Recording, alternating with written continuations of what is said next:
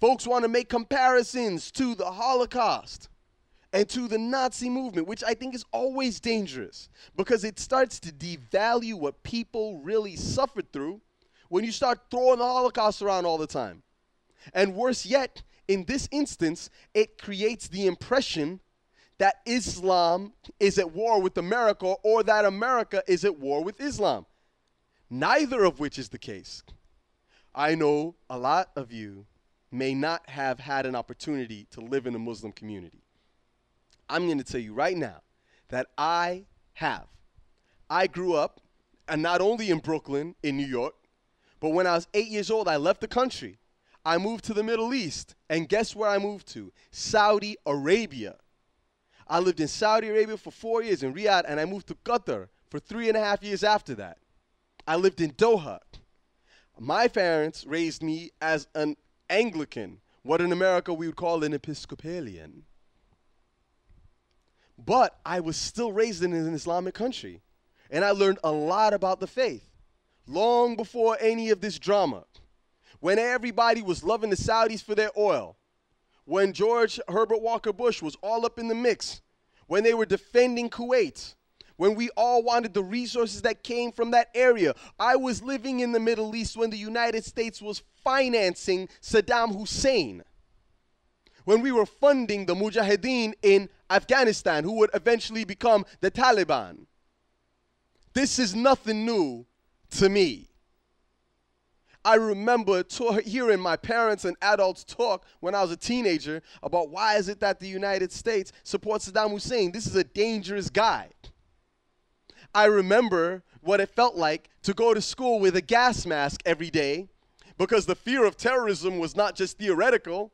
They actually had weapons of mass destruction pointed towards us and people claiming that they were going to detonate chemical and biological weapons in our area.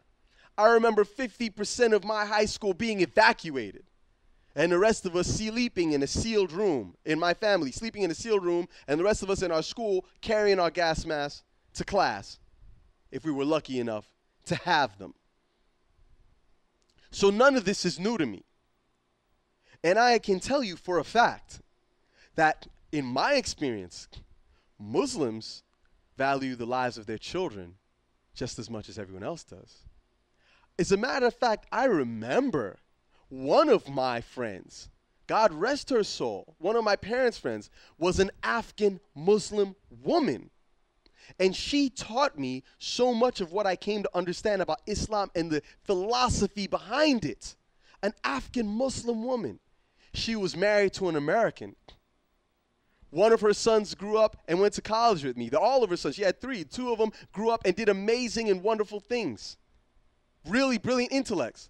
But the third one, the little cute baby we used to play with when he was young, he grew up and became a Marine, a soldier fighting for the freedoms of we, the American people.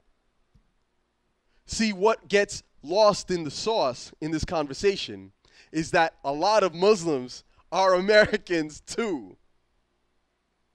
And some Americans are also Muslim, just like some are Baptist or Presbyterian. I know a lot of you get mad at Pentecostals. No, you don't. Ain't nobody mad at Pentecostals. You know they have fun at church, right? But just like some of you go to temple on Friday, some of you go to your Seventh-day Adventist Sabbath on Saturday, some of you go to your Catholic edifice on Sunday, some people also go to the mosque where they pray to the same God all the rest of you monotheistic religions do. So the idea of equating Muslims to people who are avowedly hateful of others is problematic.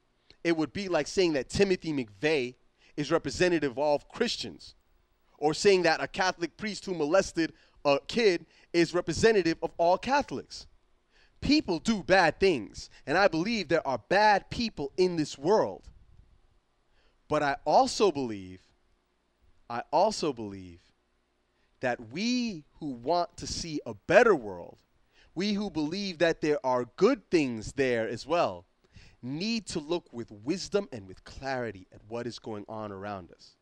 Because it is not in our interest as a nation, as a people, as a society to feed our souls with such poison that they cloud our eyes such that we begin to see our brothers and sisters as our enemies.